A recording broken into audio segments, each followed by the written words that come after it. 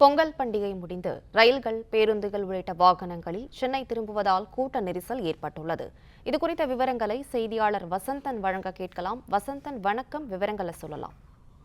வணக்கம். தொடர் விடுமுறை மற்றும் பொங்கல் பண்டிகை கொண்டாட சொந்த ஊருக்கு சென்றிருந்த பொதுமக்கள் தொடர்ந்து சென்னை நோக்கி திரும்பி வரும் நிலையில் தாம்பரம் ரயில் நிலையத்தில் பொதுமக்களின் கூட்டமானது அதிகரித்து காணப்படுகிறது. அதிகாலையிலேயே தமிழகத்தின் தென் மாவட்டங்களில் இருந்து சென்னை நோக்கி வரும் Mannai express, Kanyakumari express, Antyodaya express மூலமாக பொதுமக்கள் தாம்பரம் ரயில் நிலையம் வந்து கொண்டிருக்கின்றனர். இதனால் எக்ஸ்பிரஸ் ரயில் நடைமேடைகளில் முழுவதுமாக மக்கள் கூட்டம் நிரம்பி காணப்படுகிறது. அது மட்டுமின்றி அங்கிருந்து மின்சார ரயில்கள் மூலமாக சென்னையின் பிற பகுதிகளுக்கும் பயணித்து வருகின்றனர்.